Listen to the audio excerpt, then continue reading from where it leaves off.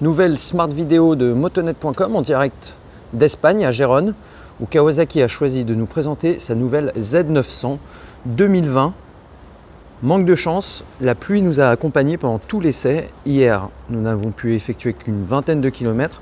Aujourd'hui, on en a fait 80, sous une pluie battante parfois, sur des routes toujours humides, quelquefois piégeuses. Voilà, c'est la Z900 2020. Et finalement, ces conditions très difficiles nous ont aidés dans le sens où on a pu tester le traction control, qui est une nouveauté sur ce roadster d'Akashi.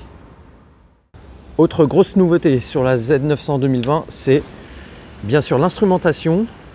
On le voit, c'est du TFT entièrement en couleur. Kawasaki joue bien d'ailleurs avec les couleurs.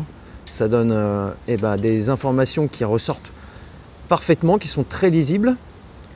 Commande au guidon, avec des appuis courts pour faire défiler les informations du bas, les moyennes kilométriques, le total de parcours, la batterie, les consommations instantanées et moyennes, et l'autonomie restante.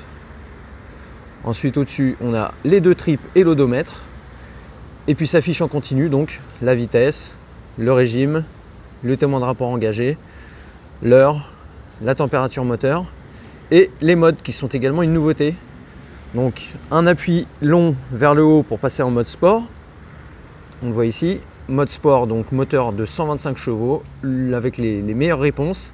Et un traction control sur le niveau 1 qui est, on a pu s'en apercevoir, très permissif, à éviter d'utiliser donc sur le mouillé.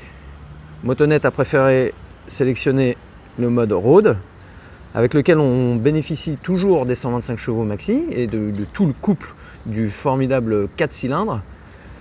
Mais on bénéficie surtout des services du KTRC en niveau 2, et c'est vrai que là, il tempère bien plus les ardeurs du moteur.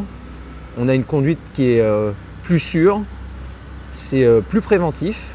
Et puis, pour ceux qui débutent avec la Z900, parce que pour rappel, cette Z900 est également disponible en mode A2, et bien il y a le mode Rain, qui est donc un mode avec un moteur qui est bridé. Alors sur la version full de 125 chevaux, il est bridé à environ 55%, ça donne à peu près 70 chevaux. Et puis sur la version A2, il est bridé à environ de moitié, donc 48 chevaux environ. Ça donne des accélérations qui sont nettement plus polissées, nettement plus gérables. Et puis le KTRC veille là pour le coup au grain clairement. Donc il limite complètement toute glissade de la roue arrière. En termes de partie cycle, c'est la même, on retrouve les mêmes composants. L'éclairage passe au full LED. Le moteur est Euro 5 ready, c'est un Euro 4 plus, c'est-à-dire qu'il est prêt déjà à respecter les nouvelles normes de l'an prochain. Petit zoom sur cette face qui évolue.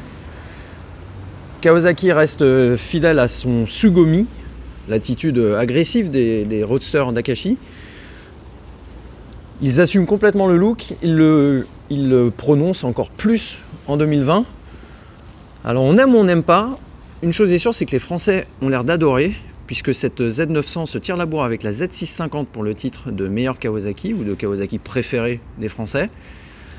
Elle est loin derrière la MT-07 au classement des ventes, mais elle est loin devant la MT-09. Voilà, c'était un petit tour de la nouvelle Z900 2020.